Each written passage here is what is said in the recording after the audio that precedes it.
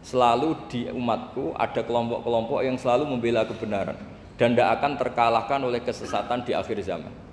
Allah menamakan dirinya Al-Hadi, penunjuk jalan. Dan sifat Allah pasti nafidah karena Allah tidak terkalahkan.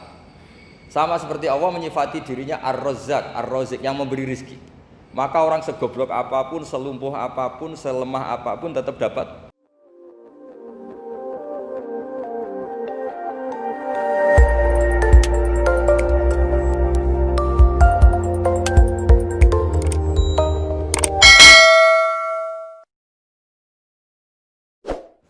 Bismillahirrahmanirrahim.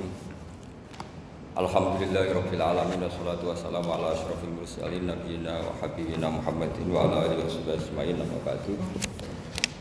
Yang terhormat Rektor, Dekan dan semua dosen UI. Ini saya mohon maaf, sebetulnya agak belum minta maaf karena memang macet. Tadi macet di jalan. Saya mau membaca bab tentang faslun fi nafil ibad bi kullil bilad. Bab seharusnya seseorang memberi manfaat kapanpun dia berada, dimanapun dia berada. Jadi kapanpun dan dimanapun dia berada. Qala Allah Ta'ala wa ja'alani mubarakan aynama kuntu. Ayna fi an ibadihi aynama kunna. Di sini diterangkan an-naf'u naf'ani, naf'un fil adyan wa naf'un fil abdan. Wal barokah kasratul khairi wa ziyadatu. Fa athnallahu ala Isa bi kaunihi ja'alahu nafi'an lil ibadi aina makana wa haitsu kana. Jadi yang perlu saya terangkan di antara sifat dasar orang-orang baik adalah di mana saja, kapan saja itu memberi manfaat, termasuk tentu saat paling sulit. Jadi Nabi Isa menceritakan dirinya itu wa ja'alani mubarakan aynama kuntu, saya ditakdir Allah berada di mana saja memberi berkah, memberi kemanfaatan bagi orang lain. Ada beberapa cerita tentang Nabi Isa, jadi perlu diketahui ada 3 nabi yang seperiode. Satu Ibrahim dan Nabi Lut. Ibrahim itu sama Nabi Lut itu pernah paman. Kedua Nabi Musa dan Harun. Sebetulnya yang jadi nabi itu Nabi Musa, tapi Nabi Musa karena alsak, lisannya tidak jelas, minta Nabi Harun, ya tentu minta kepada Allah supaya Nabi Harun jadikan nabi. Terus ketiga Nabi Isa dan Yahya. Yahya bin Zakaria, terus Isa ini pernah keponakan Zakaria. Kira-kira kalau di Jawa ya misanan antara Yahya dan Isa. Jadi ada 3 nabi yang seperiode. Tapi yang paling berkompeten, yang sederajat kira-kira seperti itu hanya Isa dan Yahya. Karena Nabi Lut dan Nabi Ibrahim itu beda level. Karena Lut ini pernah keponakan, jadi hubungannya kira-kira yang murid dan guru. Terus Musa dan Harun itu juga nggak level karena Nabi Harun ini jadinya nabi itu atas permohonan Nabi Musa. Sehingga meskipun Harun itu kakaknya tapi nggak berani bantah. Jadi Nabi Musa itu dalam cerita beliau itu alsak. Alsak itu lesannya agak kedal. Tapi ini alsak yang barokah. Jadi dulu ceritanya Musa kecil karena dia seorang nabi, beliau seorang nabi. Itu kalau melihat Fir'aun itu mantelnya bukan main. Padahal kecilnya dirawat Fir'aun. Singkat cerita mulai kecil sudah usil kalau melihat Fir'aun itu ya jenggotnya dipakai mainan. Terus pokoknya nakal ya. Lama-lama Fir'aun curiga, dasar orang Israel. Nabi Musa ini turunan Israel. Lama-lama Fir'aun itu yakin kalau itu sengaja. Akhirnya Fir'aun mau membunuh Musa. Terus kata istrinya Fir'aun, Musa itu masih anak kecil, jadi seperti itu ya bawaan anak kecil, bukan bawaan kebencian terhadap orang Kipti, orang Mesir. Kalau dalam bahasa kitab kuno Mesir itu Egypt al-Kipti, makanya disebut Maria al-Kiptiyah. Kalau orang sekarang bilang Egypt itu bahasa kunonya Mesir itu al-Kiptiyah. Nah, memang secara bahasa Arab Mesir itu gak mungkin, bahasa Arabnya Mesir itu gak mungkin karena Misra itu maknanya kota. Jadi kalau kamu bilang kamu kemana, ke Misra, ke kota, lah ya kota mana, ya kota Mesir, itu bisa debat kusir. Jadi ya kayak kita lah, kita sekolah di mana, di madrasah. Madrasah terjemahnya apa? Sekolah. Nah, kemudian oleh istrinya Fir'aun ya gini saja, buktikan kalau Musa itu masih anak kecil. Masyhur itu dalam cerita dikasih bara api sama apel. Sebenarnya Musa kecil ini sudah pinter mau milih apel. Sama malaikat Jibril diarahkan tangannya itu ngambil apa? Bara api terus dikunyah. Itu yang menyebabkan lisannya Musa itu alsak, agak pelak. Nah, ketika jadi rasul itu akan repot karena nanti harus pakai penerjemah. Jadi seorang rasul tapi lisannya tidak apa? Cakap. Akhirnya Nabi Musa realistis ngendikan ketika diutus, wa akhi Harun wa afsahu minni lisanan fa arsilhu ma'yarid ayyusaddiquni inni akhafu ayyukadzibun. Ya Allah, saudara saya Harun itu lisannya lebih fasih. Tolong jadikan dia rasul sebagai penguat saya. Akhirnya Allah mengabulkan doanya Nabi Musa, kemudian Harun dijadikan sebagai apa? Rasul. Sehingga meskipun satu angkatan, Harun dan Musa ini enggak level. Artinya enggak level itu ya Harun yang takut Musa. Terus ketiga ini Nabi Yahya dan Nabi Isa. Ini umurnya ya seangkatan, kecerdasannya, jadi nabinya sama-sama mulai kecil. Kita tahu Nabi Yahya termasuk yang diberi khitab Allah, ya Yahya khudil kitaba biquwwah wa atainahul hukma sobiyya. Yahya berpeganglah kitab secara kuat dan dia saya kasih kenabian ketika kecil. Sama dengan Nabi Isa yang disebut wa yukallimun nasa fil mahdi wa kahla. Sehingga karena selevel, dua nabi ini menjadi figur besar dalam manhaj, dalam metode dakwah. Dua karena masih misanan tadi, kalau Jawa kira-kira mirip misanan.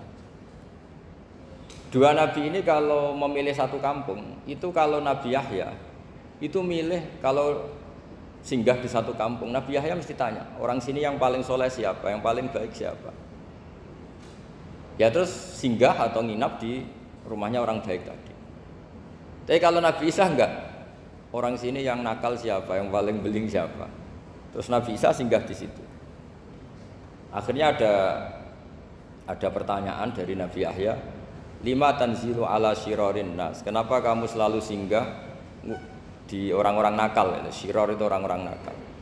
Masyhur itu Nabi Isa menjawab, ana tabibun udawil mardo. Di mana-mana Nabi itu ibarat seorang dokter, kerjaannya tentu menyembuhkan orang-orang yang apa? Sakit. Jadi dua nabi ini sering berdebat, tentu debat yang baik, dan itu menjadi cara Jawa itu punjeri ilmu. Jadi manhaj ilmu besar antara Yahya dan Isa. Begitu juga Nabi Yahya itu kelihatan agak rileks, panik, saking takutnya sama Allah. Kalau Nabi Isa itu rileks, pokoknya kumpul orang-orang nakal itu ya rileks. Akhirnya ada dua pertanyaan sekaligus nanti jadi dua manhaj. Kenapa kamu sering masam itu, sering kalau bahasa Arab itu abasa ya. Terus yang Nabi Yahya balik bertanya, kenapa kamu sering senyum, sering tertawa?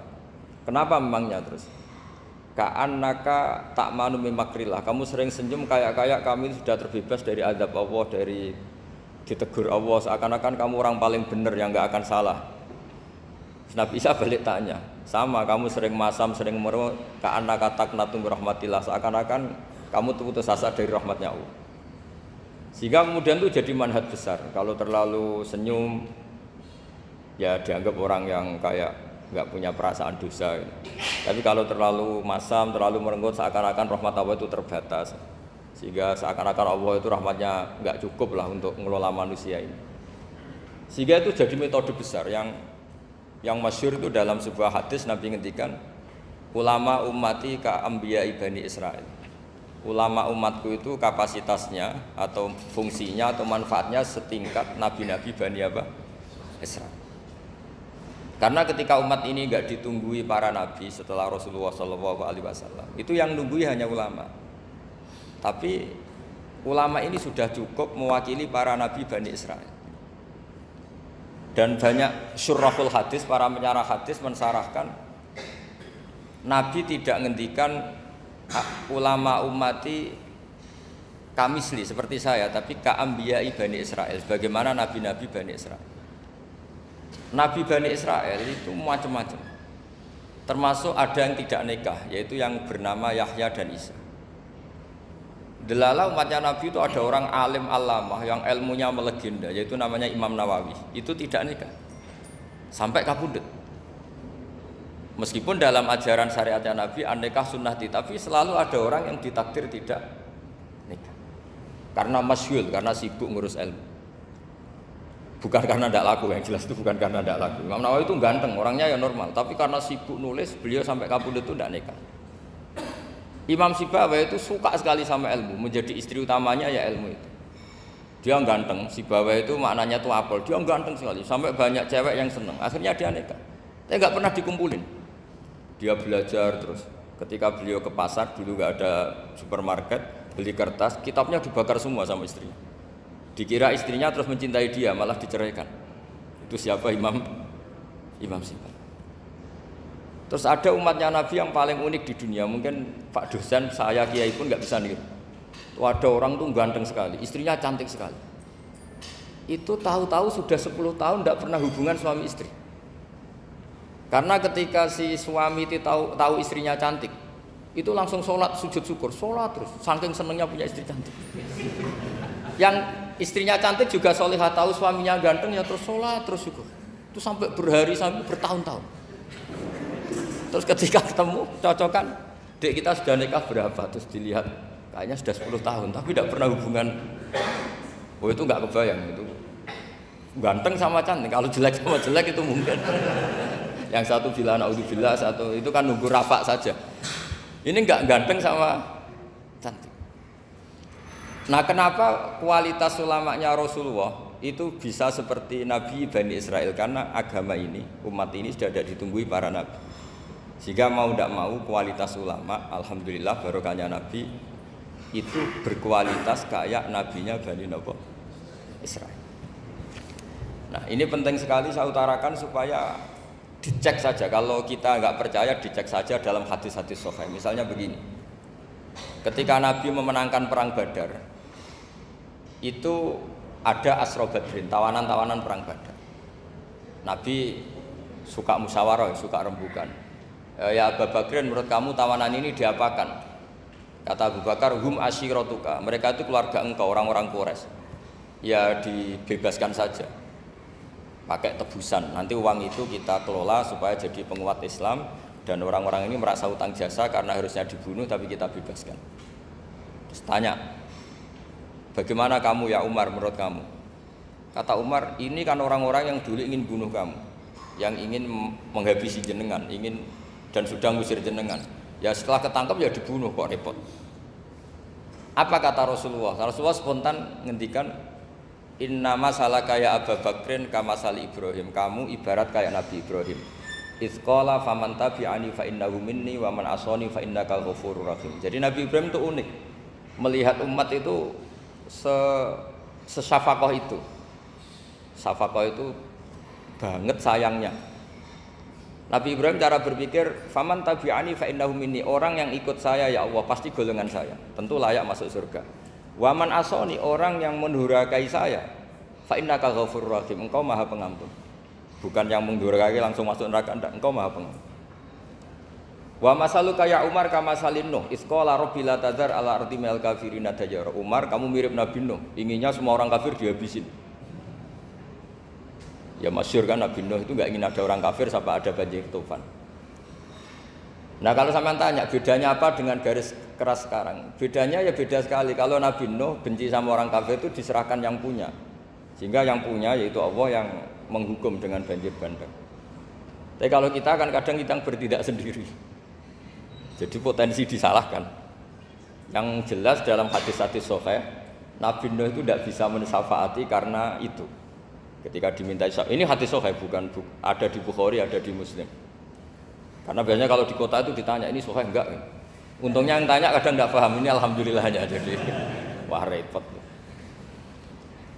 Nabi Nuh itu diantara sebabnya nggak bisa mensyafaati adalah pernah corong Jawa maksudno kaume. Kalau dalam bahasa Arab itu da'a li Zaidin berarti mendoakan positif. Kalau da'a la Zaidin mendoakan negatif. Kalau orang Jawa itu ada doa, ada pasot.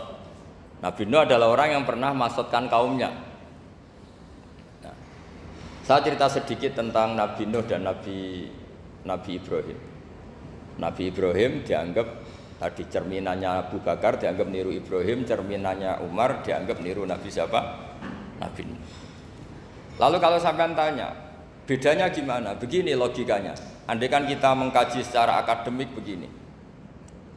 Ada ulama besar namanya Abdul Hasan Asyadzili, itu masyhur di Indonesia menjadi Thariqah Asyadziliyah.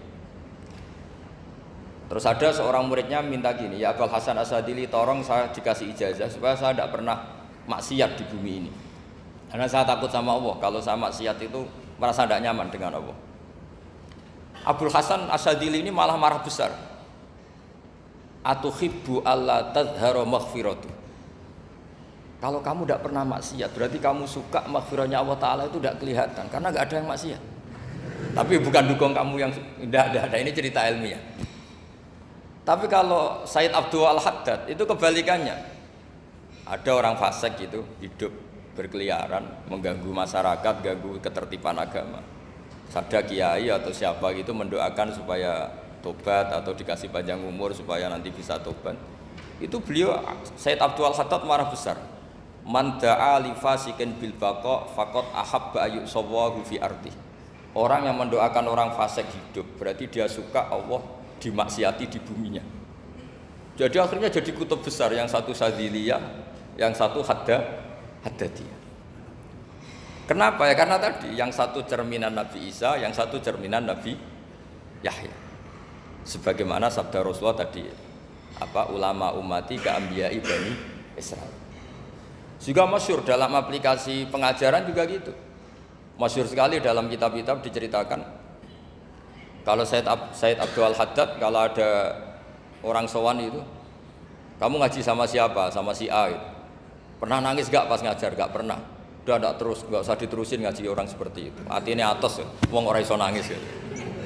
Tapi kalau Abdul Hasan Asyadzili kebalikan. Kamu ngaji sama siapa? Sama si A itu. Pernah tertawa enggak kalau ngaji? Enggak pernah. Udah enggak usah ngaji sama orang itu. Orang enggak bisa syukur katanya. Jadi itu manhaj besar. Nah akhirnya orang-orang kayak kita ini enggak jelas semua. Nangis ya bisa, syukur, guyu ya bisa. Cuma celakanya kalau kita nangis karena tidak punya uang, kalau guyu karena punya uang, itu masalahnya. Tapi kalau wali-wali dulu enggak. Kalau senyum ya karena saking yakin rahmatnya Allah itu wasiat rahmatu. Kalau nangis ya karena takut azabnya Allah. Kalau kita kan enggak, sangat-sangat materialistik. Ini yang membedakan kita. Sebenarnya nangis dan senyum itu satu keharusan karena Allah punya madharul jalal. Ketika Allah dengan sifat keagungannya, maka kita ini cara Jawa serako bersenyum. Tapi Allah itu kadang sebagai madharul jamal, adanya satu keasikan. Sehingga yang merengut itu yang salah. Makanya dalam ilmu tasawuf, kutub wali itu hanya dua. Allah dengan madharul jalal, dengan Allah yang madharul jamal. Contoh madharul jalal misalnya gini. Ketika Nabi Musa ingin melihat Allah, saking kangennya ingin melihat Allah, Rabbi arini anzur ilaik, ya Allah saya beri hak untuk melihat engkau. Allah dengan jalalnya gini, Allah itu qadim, superior. Tentu gak layak tersentuh barang hadis itu makhluk. Sehingga ketika falam matajalla rabbuhu lil jabali ja'alahu dakka wa kharra Musa sa'iqa. Sehingga enggak levelnya, apapun hebatnya Nabi ini tetap makhluk. Sementara Allah itu qadim. Enggak kuat. Makhluk yang fana ini, yang profan ini enggak kuat. Enggak kuat menampung zat yang qadim, yang superior. Sehingga gunung pun hancur. Nabi Musa pingsan. Tapi ketika Allah dengan madharul jamal itu Allah dengan keindahannya, dengan kasih sayangnya, memberi hak makhluknya untuk melihat. Nah, di sini ini Allah sering ngendikan wujuhu yauma idzin nadhirah ila rabbiha nadhirah. Nanti ada wajah-wajah yang di surga itu melihat saya, kata Allah. Tapi apakah betul melihat kayak saya melihat dosen, melihat Pak Rektor, melihat teman-teman? Itu tidak bisa. Karena Allah itu qadim, sehingga meskipun manusia ahlul jannah melihat Allah, tetap Allah ngendikan la tudrikuhul absar wa huwa yudrikul absar. Karena Allah di balik jamalnya ya punya jalal, di balik jalalnya juga punya jamal. Sehingga selalu di Quran itu diulang beberapa kali supaya proporsional. Nah, kenapa ahli sunnah tetap berkeyakinan Allah bisa dilihat? Logikanya begini. Fa inna kulla maujudin yasihu ayyura. Allah itu zat sing nyata-nyata wujud dan punya eksistensi. Di mana-mana sesuatu yang wujud itu layak untuk bisa dilihat. Lalu pertanyaannya gini, kenapa kita tidak bisa melihat sekarang kok nunggu di akhirat? Karena mata kita sekarang itu profan, fana. Sementara kita setelah di surga, tubuh kita didesain abadi. Ya saya ulang lagi ya, setelah kita di surga, semua fisik kita ini didesain abadi. Tentu karena desainnya sudah abadi, layak melihat zat yang abadi. Tapi pertanyaannya, kenapa tidak bisa ikhatoh, tidak bisa melihat sampai faham, la tudrikul absar? Karena abadi kita itu diabadikan. Sebagaimana surga abadinya diabadikan, neraka ya diabadikan. Sementara Allah abadi dengan dirinya sendiri, yaitu Al-Qayyum, atau dalam bahasa ngajinya Qiyamuhu binafsi. Nah, lalu pertanyaan, makanya Mu'tazilah itu menentang betul kalau orang di surga bisa melihat Allah. Cara berpikir Mu'tazilah, melihat itu artinya yang dilihat ada arahnya, sementara Allah terbebas dari arah. Tapi kata ahli sunnah cara berpikir tidak seperti itu. Melihat itu pokoknya tahu. Nah, tahu karena mata itu karena kita ditakdir tahu itu karena mata. Sebetulnya yang menjadikan tahu itu tidak mata. Ya kalau tahu ya tahu saja, bukan harus pakai mata. Itu cara berpikir ahli sunnah wal jamaah. Jadi sabri ya bocoran. Kenapa mazhab ahli sunnah itu yang dipilih oleh banyak mayoritas di dunia, jumhur itu. Ahli sunnah itu dianggap pikirannya lebih orisinal. Misalnya ahli sunnah kalau ditanya, kenapa kamu melihat? Ya melihat saja. Kenapa kamu mendengar? Ya mendengar saja. Kesannya itu tidak rasional, kayak orang yang nggak pinter itu. Tapi sebetulnya itu yang benar. Jadi cara berpikir ahli sunnah itu melihat itu menjadi tahu. Menjadi tahu itu bisa karena mendengar, bisa karena melihat, bisa karena dikasih tahu, bisa karena bersentuhan. Sebab itu di Quran itu ada ayat ala ya'lamu man khalaqa, bukankah zat yang menciptakan itu menjadi tahu. Sehingga kenapa Allah itu selalu tahu? Karena Allah yang menciptakan. Kalau kamu tahu karena mata, sekali itu jauh maka kamu tidak melihat. Atau kamu sekarang buta, kamu tidak melihat. Atau tertutupi barang itu maka kamu tidak melihat. Tapi kalau kamu tahu karena kamu menciptakan, maka akan melihat terus. Misalnya saya ini tukang batu. Saya ingat betul ketika saya bangun Monas, itu pulpen saya tak tanam di dalam Monas. Saya ingat betul kalau pulpen saya warnanya putih, tak tanam di Monas 2 meter dari pondasi. Setelah saya pulang ke Jogja ditanya, di dalam Monas ada apa? Ada pulpen, posisinya 2 meter dari pondasi. Kenapa saya tahu? Karena saya yang menciptakan. Nah, karena menciptakan ini sehingga tahu saya akan terus menerus. Tapi kalau tahu karena mata, sekali barang itu tertutupi, nggak tahu. Misalnya saya tahu jenengan karena dekat sekali jenengan kemana-mana saya sudah tidak tahu. Tapi kalau saya menaruh sesuatu di tubuh Anda, sehingga kamu kemana-mana tetap tahu bahwa barang itu ada di tubuh Anda. Nanti kalau ada yang protes, tapi bisa saja Gus barang itu dicuri orang kemudian Anda tidak tahu. Yang menjadi tidak tahu karena saya sudah tidak menciptakan suasana itu. Selagi saya yang menciptakan, maka akan tahu terus. Nah, tapi karena Allah ini menciptakan semua yang ada di bumi, maka Allah tahu terus. Jika Allah tahu cara bikin kuman, terus tahu bahwa manusia itu punya kuman, kumannya punya organ, organnya juga punya kuman. Gak kebayang. Kamu bayangkan kayak, makanya Allah itu kalau cerita sederhana, innallaha la yastahi ayyadriba mathalam ma ba'udatan fama fawqaha. Allah itu tidak malu bikin perumpamaan nyamuk, karena nyamuk itu lebih dahsyat dibanding gajah. Para pematung itu disuruh bikin gajah masih mampu, bikinkan patung gajah, mungkin masih sanggup. Tapi kalau tak suruh bikin patung nyamuk, nggak usah bikin hidup, patungnya saja sekecil itu. Padahal nyamuk kecil itu punya organ tubuh. Lalu bikinnya organ tubuh nyamuk itu kayak apa? Organnya punya kuman, kumannya punya organ, organnya juga punya kuman. Sehingga orang-orang alim itu baca nyamuk itu lebih jadi ayat Allah ketimbang melihat dinosaurus.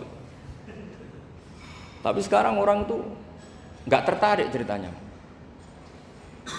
Jadi beda perasaannya orang alim sama orang awam. Kalau orang awam tuh melihat mukjizat kan yang dasar-dasar kayak dinosaurus, gajah, wow gitu. Kalau orang alim enggak, malah melihat nyamuk. Nah, kealiman seperti itu terjaga di umatnya Muhammad, di umatnya Rasulullah Muhammad SAW. Karena ketika umat ini enggak ditunggui para nabi, itu Allah menjamin Muhammad, ulama umatmu nanti punya kemampuan seperti nabi. Tentu tidak dalam keutamaan ya, keutamaan tentu enggak sekelas sama nabi. Kenapa itu terjadi? Karena tadi para nabi ini mewakili sekian karakter. Kalau kita sangat mencintai Indonesia, maka kita akan tegas siapapun yang ingin menghancurkan Indonesia. Itu kira-kira cerminan Nabi Nuh. Kalau kita sangat mencintai Allah, maka kita akan benci sebenci-bencinya sama orang yang mendurhakai Allah. Tapi masalahnya, Allah yang kita cintai itu memaklumatkan diri kalau bersifat Ghafur, pengampun. Jika kalau kita terlalu kasar, ini kan yang kita cintai bersifat Ghafur kok kita kasar. Di sini Nabi Ibrahim, beliau sangat mangkel sekali sama yang durhaka sama Allah. Tapi mau mangkel gimana? Zat yang mengajarkan itu bersifat Ghafur. Maka kita mau tidak mau, makanya ada riwayat mengatakan takhallaku bi akhlaqillah, kamu bertata krama kayak akhlaknya Allah. Akhirnya ya sudah, kita mau apa coba? Kira-kira kalau kamu mencintai seseorang, itu potensinya kan dua, protektif. Ada telepon, itu dari siapa? Cewek atau cowok? Protektif. Itu bukti cinta apa bukti suudon? Kan tidak tahu. Tapi misalnya kamu cinta perempuan terus WA-an sama lelaki gak apa-apa, jalan sama lelaki gak apa-apa, sama masa lalunya pacarnya juga gak apa-apa. Itu cinta apa pembiaran? Kan sama-sama gak jelas. Nah kira-kira mencintai Allah itu kira-kira analoginya seperti itu. Kalau yang satu protektif, Allah harus zat satu-satunya yang disembah. Gak boleh didurhakai, gak boleh dikhianati kok. Sehingga ini sangat keras sekali. Nah, ini Nabi Nuh. Di sini ada Nabi Ibrahim karena orang yang zat yang kita cintai bersifat Ghafur. Jika kalau kita terlalu tegas beda dengan sifatnya Allah yang bersifat Ghafur. Nah, umatnya Nabi seperti itu mulai dulu. Ada yang moderat, ada yang keras, ada yang setengah keras, setengah moderat. Ada yang ngambil sikap, urip mangan turu, ngenteni mati. Nah, itu lebih baik itu timbang punya istihad tapi gak jelas, mendingan. Itu ada riwayatnya. Suatu saat ibadah akhir umatku terbaik adalah tidur. Maksudnya tidur itu gak ngambil sikap, masyhur itu. Saya beri riwayat yang ada di Bukhari Muslim. Satakunu fitanun al-qaid fiha khairun al-qaim wal qaim fiha khairun al-masi wal masi fiha khairun nasai. Nanti di akhir zaman itu banyak fitnah, kata Rasulullah. Yang duduk lebih baik ketimbang yang berdiri, yang berdiri lebih baik ketimbang yang jalan biasa lebih baik ketimbang yang jalan bergegas. Man tasyarrafa laha tastasrifu. Fitnah itu adalah siapa yang terlibat maka akan semakin parah. Sehingga semenjak itu ulama berpikir nanti di akhir zaman kalau ada fitnah itu sebaiknya orang ngambil sikap sepasif-pasifnya, secuek-cueknya.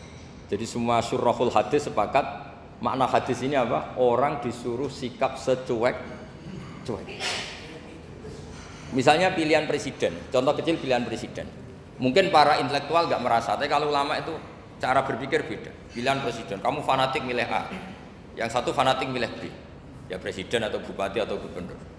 Terus yang satu bilang gini, wah kalau nggak di presideni A, nggak di bupati A, nggak di gubernur A, negara ini rusak. Mungkin betul dari segi jejak rekamnya A ini bagus. Tapi pertanyaannya secara tauhid, bagaimana Anda menggantungkan kesejahteraan sama makhluk? Kamu nggak pernah terusik begitu kan para intelektual? Itu kan melukai. Bagaimana mungkin Anda menggantungkan kesejahteraan dengan seorang makhluk? Wah kalau di presiden A pasti Indonesia makmur, kalau bupati A pasti Sleman makmur, pasti Bantul makmur. Nah, bagaimana mungkin makhluk yang sedang soleh kamu pastikan selalu soleh? Wong dia makhluk bisa berubah. Sementara yang B misalnya fasik, wah kalau dipimpin B pasti rusak negara.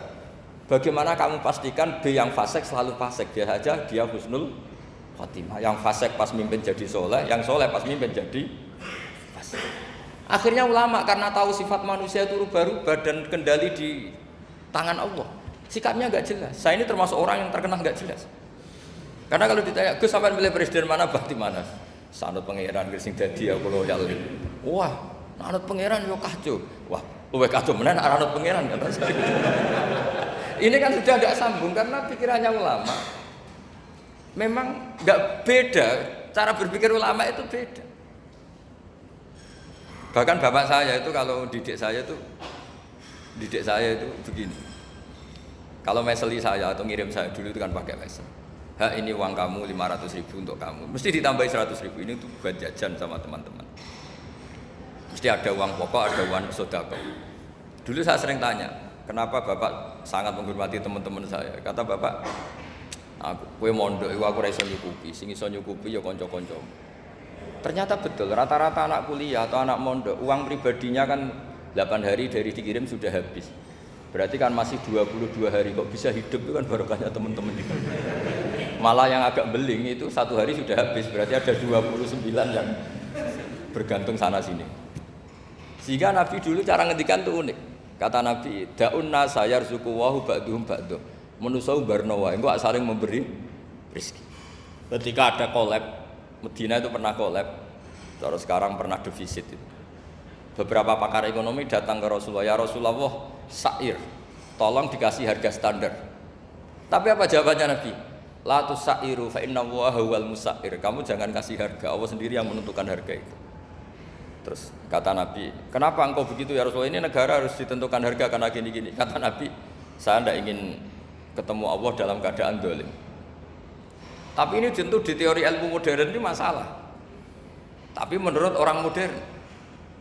Tapi kalau menurut ilmu hakikat itu nggak akan masalah. Misalnya, kenapa Nabi tidak menentukan harga dalam keadaan negara seperti itu? Jawabannya pakar-pakar hakikat. Ya saya ulang lagi pakar-pakar hakikat begini. Misalnya ada orang menimbun supaya nanti harganya mahal. Terus ditimbun terus sampai nunggu harganya mahal. Lama-lama dia sadar kalau timbunannya nggak ada gunanya karena ternyata orang nggak beli. Nah, ketika orang nggak punya kemampuan beli, yang menimbun juga tidak punya uang. Nah, tapi kalau sampean tanya, tapi Gus nak tuku barang pokok kan kita mati karena kehabisan stok. Itu masalah tauhid Anda. Bagaimana mungkin kamu membayangkan seorang makhluk tidak bisa hidup atau nggak dapat rezeki? Nabi itu orang yang sampai ke derajat hakikat dari tidak pernah bayangkan gitu. Salah sampean jadi orang yang tauhidnya masalah. Sehingga terus bayangkan, wah kalau negara ini chaos, wah kita makan apa? Kalau negara nggak stabil, wah kita gimana? Itu tidak bisa seperti itu. Dulu ketika kita dijajah Belanda, itu kiai-kiai kita, Mbah Hasyim Asy'ari, Mbah Ahmad Dahlan, mondoknya di Mekah. Sampai alim alama, dua beliau, Mbah Hasyim sama Mbah Ahmad Dahlan itu ngajinya sama-sama Syekh Khotib Minangkabau. Cuma Mbah Hasyim lebih menekuni ke Syekh Mahfud Termas, yang satu menekuni Syekh Khotib Minangkabau. Jadi dua beliau itu ngaji di guru yang sama. Mbah saya, buyut saya itu ya sudah mondok Mekah. Itu zaman dijajah Belanda. Sekarang kita agak dijajah, enggak mondok di sana. Buyut saya itu zaman itu sudah haji. Buyut kelima saya itu dulu kalau ingin cari tempat yang teduh itu masuk ke gua. Itu masuk gua itu hanya kepalanya saja, kakinya masih di luar. Karena gua di Arab tidak seperti gua di sini. Kalau gua di sini kan orang bisa masuk semua. Kalau gua Arab kan hanya celah-celah batu-batu besar. Sehingga ketika Rasulullah hijrah ke Madinah, singgah di gua Sur, kata Abu Bakar gimana? Andai kan yang ada orang kafir di depan gua, kata Abu Bakar gimana? Andai kan mereka melihat kakinya pasti melihat kita, karena gua di sana itu satu tubuh tidak bisa masuk penuh. Kalau gua di sini kan ada yang mobil saja bisa masuk. Nah itu mbah saya kalau mau istirahat itu masuk gua, separuh badan di dalam gua, separuhnya masih di luar. Nah sekarang terus kita bilang, wah kalau kita negara tidak stabil kita haji kemana? Dulu zaman dijajah Belanda kita bisa haji. Soal kebahagiaan. Nenek moyang pulau jenengan tuh anaknya banyak. Dijajah Belanda, jajah Jepang ya nyatanya anaknya banyak-banyak. Itu kira-kira bahagia apa enggak? Nah, artinya gini ya, tentu kita tidak ingin dijajah itu tentu ya. Tapi kita ini selalu latah. Wah kalau ekonomi jatuh kita makan apa? Kalau kita dijajah kita tidak perlu seperti itu. Rahmatnya Allah Ta'ala itu akan adrokatna. Rahmatnya Allah Ta'ala akan menemukan kita. Apapun kondisi kita, apapun keadaan.